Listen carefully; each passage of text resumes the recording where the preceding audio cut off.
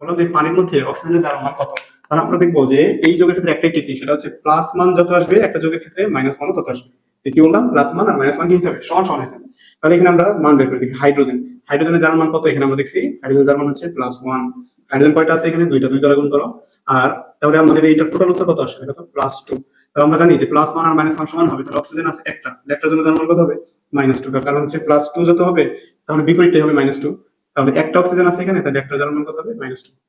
তাহলে যদি sulphuric acid দেখি H2SO4, এই যৌগটার ক্ষেত্রে আমরা যদি বলি যে সালফারের জারণ মান কত, তাহলে সালফারের জারণ মান আমরা কিভাবে করব, দেখি হাইড্রোজেনের জারণ মান এখানে আমরা কত জানি, হাইড্রোজেনের জারণ মান হচ্ছে +1। তাহলে এখানে হাইড্রোজেনের জারণ মান দিলাম আমরা +1।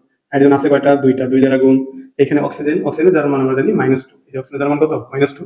আছে কয়টা এখানে, চারটা, চার দ্বারা গুণ করো। তাহলে দেখো তো এটা আসলে উত্তর কত আসে, এটার উত্তর আসে হচ্ছে +2 আর এটার উত্তর আসে হচ্ছে -8। তাহলে আমরা জানি যে প্লাস মান আর মাইনাস মান তো সমান মানিতে হয়, তো আমরা জানতাম যে মাইনাস মান আর প্লাস মান সমান মানিতে হয়, প্লাস মান আর মাইনাস মান সমান। যেহেতু এখানে আছে -8, এটা বানাইতে হবে +8, +8 বানাইতে গেলে দেখো এখানে আছে +2 আর কত বাকি আছে, +6। তার মানে এই যে সালফারটা আছে, সালফারের জারণ মান হচ্ছে +6। আশা করি বুঝছো যে এই ক্রোমিয়ামের জারণ মান কত। পটাশিয়াম হচ্ছে 19 নম্বর মূল্য, 18 চেয়ে এক বেশি, পটাশিয়ামের জারণ মান হচ্ছে +1।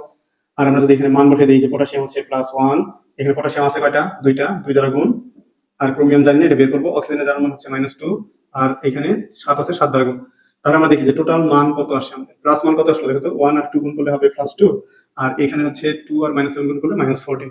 আর আমরা জানতাম যে প্লাস মান আর মাইনাস মান সমান মানিতে হবে, এখানে আছে -14 আর এখানে আছে +2, তাহলে কত যোগ করলে +14 হবে, তাহলে এখানে আমার যেহেতু 2 আছে তাহলে আমাদের যোগ করতে হবে +12।